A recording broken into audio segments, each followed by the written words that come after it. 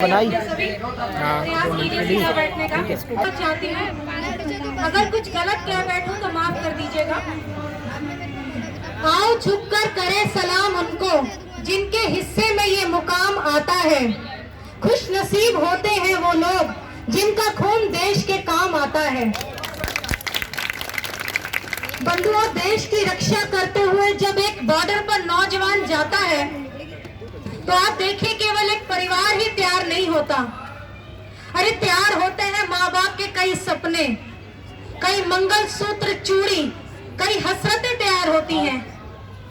और कभी जब उस जवान का खून आतंकवादी हमलों में वो शहीद हो जाता है तब क्या होता है आप सभी जानते हैं। अरे धरती माँ का सीना फट जाता है, रूह कांप उठती है उन माँ बाप की, हसरतें खत्म हो जाती हैं उन माँ बाप की। वो चूड़ी, वो बिंदी, वो मंगलसूत्र एक सफेद कागज की तरह शांत हो जाता है। जब एक जवान शहीद होता है तो केवल एक देश नहीं रोता, विश्व रोता है, पूरा राष्ट्र रोता है। वो एक हर इंसान रोता है जो शहादत के मायनों को समझता है। वो हर एक व्यक्ति रोता है जो राष्ट्र से प्रेम करता है।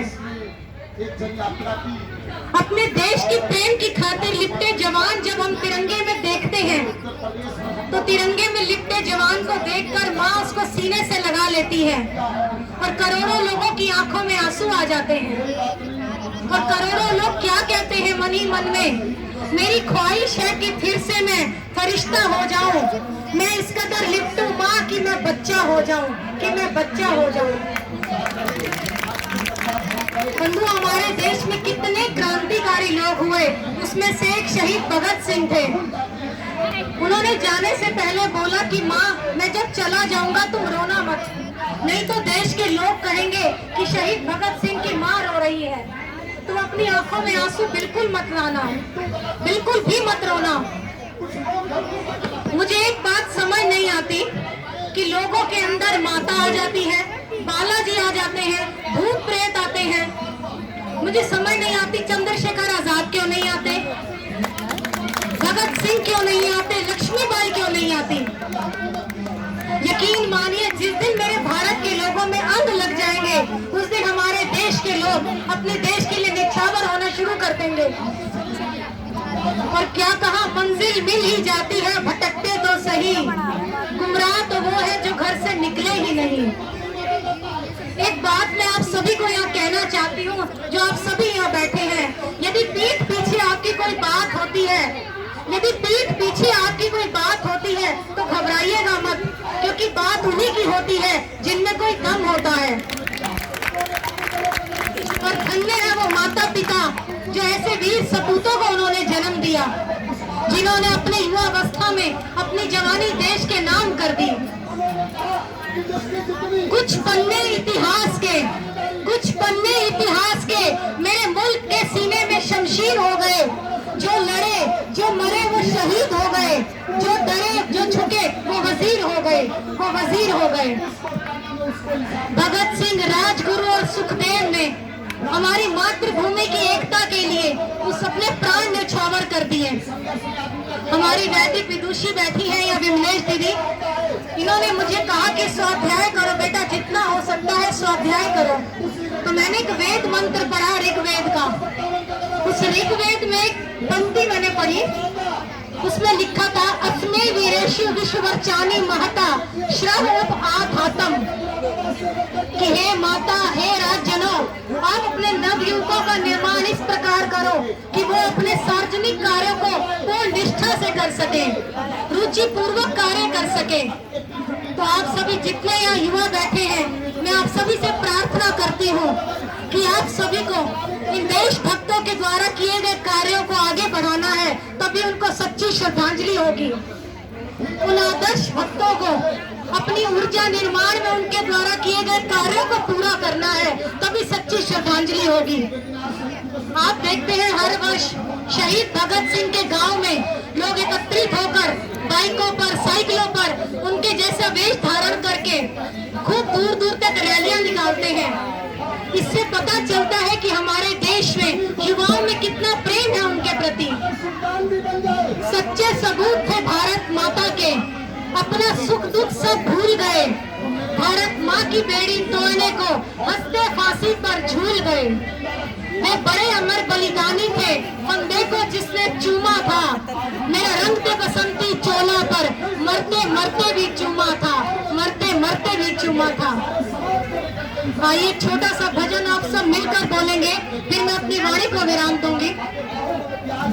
उन शहीदों का जमाना याद है, कौम में जज्बा जगाना याद है। उन शहीदों का जमाना याद है, कौम में जज्बा जगाना याद है। कौम की खातिर मिटे जो नौजवान, उस समय का वो फसाना याद है। उन शहीदों का जमाना याद है, कौम में जज्बा जगाना याद है। ताज के तख्ते पे बैठे बेफिक्र, उन शहीदों ने दिए अपने थे सर। उस वक्त का मुस्कुराना याद है, कौम में जज्बा जगाना याद है। कौम की खातिर मिटे जो नौजवान, उस समय का वो फसाना याद है। उन शहीदों का जमाना याद है, कौम में जज्बा जगाना याद है।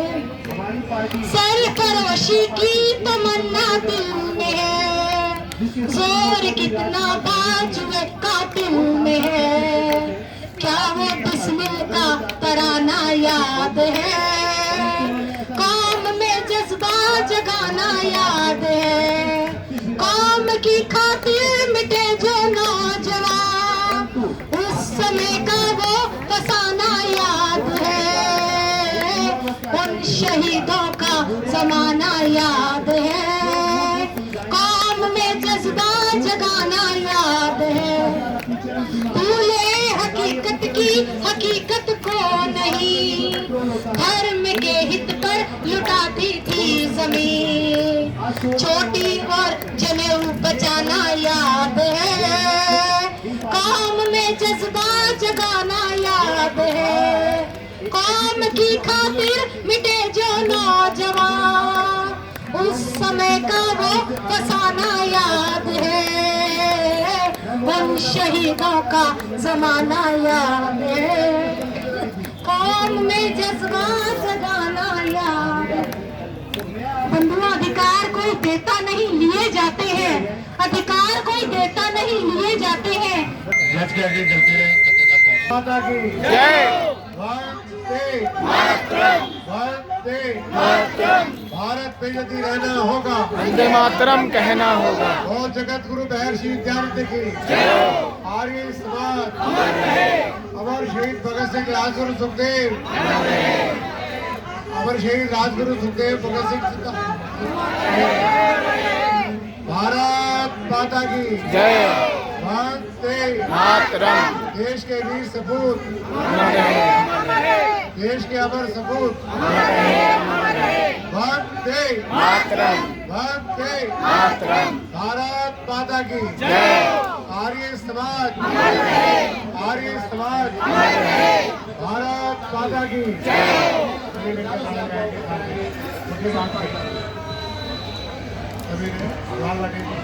भारत माता की जय। वंदे मातरम। वंदे मातरम। भारत माता की जय। शहीद भगत सिंह। बहुत बहुत धन्यवाद। श्री राजकुमार भंडारी जी आएंगे गीत के लिए। राजकुमार भंडारी जी दिलजागत एक देशभक्ति का गीत सुनाएंगे।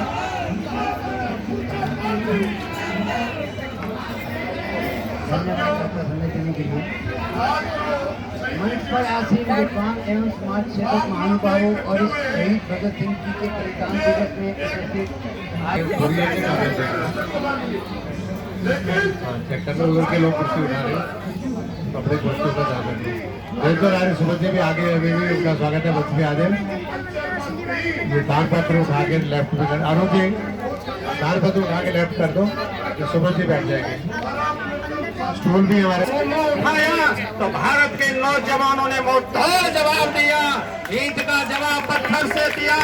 आज प्रेरणा मनाना चाहते हो उन वीर सपूतों से मनाओ जिन्होंने आर्य समाज की भक्ति से, जिन्होंने दयानंद से, सत्याग्रह प्रकाश से अपने जीवन में उतारा था। अगर भगत सिंह के दादा का यज्ञोपवीत संस्कार किसी ने कराया था, उनका नाम स्वामी दयानंद था। अरे दयानंद एक तकदीर था देश की।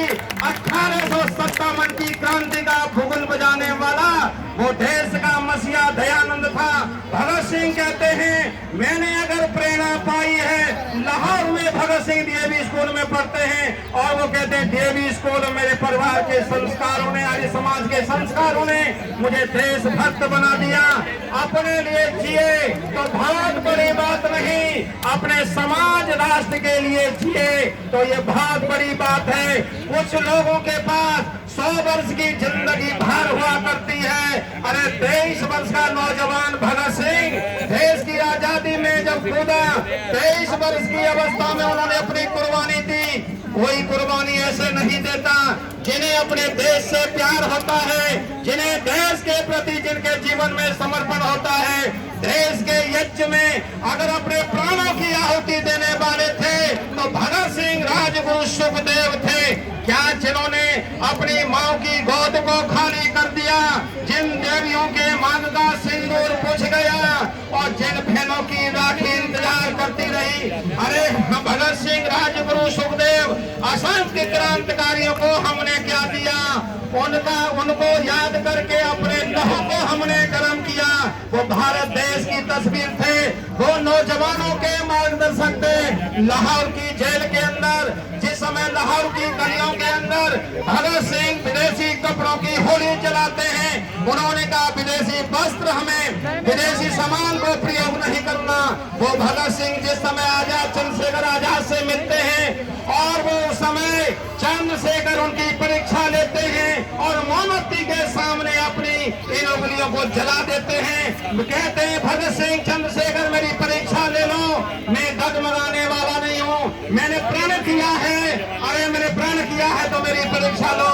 जलती हुई मोमबत्ती पर अपनी उंगलियों को जला देते हैं। वो क्या देश का नक्शा था, वो देश का क्या ऊर्जावान नौजवान था जो देश की बलवेदी पर जिसने अपने प्राणों की आहुति दी थी। भगत सिंह की माँ जिस समय जेल में मिलने जाती है और उस समय उन्होंने कम्बल ओढ़ा हुआ था, माँ कहती है बेटा कम्बल तो उठा। उस समय भगत सिंह कहते माँ कम्बल मत उठाओ, जिस पुत्र को तुमने जन्म दिया था आज उसके बदन को देखोगे और मेरी माँ तुम सहन नहीं कर पाओगे। ये आर्य समाज के संस्कार थे। जिस दिन भगत सिंह का जन्म हुआ उसी दिन उनके पिता